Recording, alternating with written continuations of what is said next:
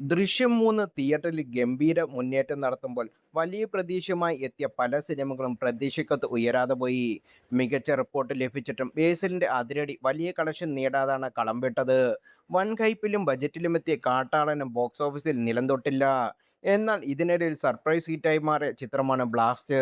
Tamil action king Arjun വർഷങ്ങൾക്ക് ശേഷം നായകനായി എത്തിയ ചിത്രം ഈ വർഷത്തെ മികച്ച തിയേറ്റർ എക്സ്പീരിയൻസ് ആയി മാറി. 18 കോടി ബജറ്റിലൊരുങ്ങിയ ചിത്രം ഇതുവരെ 40 കോടിയിലേറെ നേടിയെന്നാണ് ഇപ്പോൾ കേരളത്തിൽ നിന്ന് അതിഗംഭീര കളക്ഷനാണ് ബ്ലാസ്റ്റ് സ്വന്തമാക്കിയിരിക്കുന്നത്. ആദ്യ ദിനം വെറും 70 ലക്ഷം മാത്രം നേടിയ ചിത്രം പിന്നീട് റെക്കോർഡ് കുതിപ്പാണ് നടത്തിയത്. 75 സ്ക്രീനിൽ നിന്ന് 170 സ്ക്രീനിലേക്ക് വ്യാപിച്ചു. കാട്ടാലം പ്രദർശിപ്പിച്ച തിയേറ്ററിലെ അദ്ദേഹം ആദ്യ വീക്കെൻഡിൽ തന്നെ ബ്ലാസ്റ്റ് സ്വന്തമാക്കി.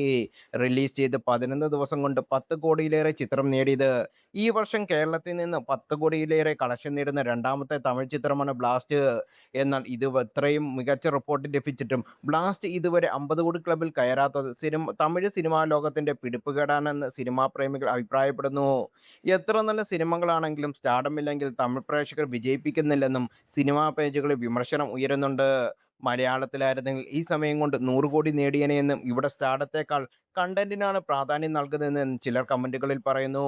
ആക്ഷൻ എന്റർടൈൻമെന്റ് എന്ന ടാഗിനോട് 100% നീതി പുലർത്തിയ ചിത്രമാണ് ബ്ലാസ്റ്റ് എന്ന് ഓരോ പ്രേക്ഷകരും അഭിപ്രായപ്പെടുന്നു. പുതുമയുള്ള കഥയല്ലെങ്കിലും ഓരോ സീനിലും സംവിധായകൻ എടുത്തുവച്ച രീതിയും അഭിനേതാക്കളുടെ ഗംഭീര പെർഫോമൻസും ബ്ലാസ്റ്റിനെ മികച്ചതാക്കി. രാമരാജൻ എന്ന കരാട്ടെ മാസ്റ്ററുടെ കുടുംബത്തിലെ വില്ലന്മാർ ആക്രമിക്കുന്നതും അതിനെ അവർ പ്രതിരോധിക്കുന്നതുമാണ് ചിത്രത്തിന്റെ കഥ. അർജുനോടൊപ്പം അഭിരാമി, പ്രീതി മുകുന്ദൻ എന്നിവരുടെ പ്രകടനവും ബ്ലാസ്റ്റിനെ കൂടുതൽ മികച്ചതാക്കി.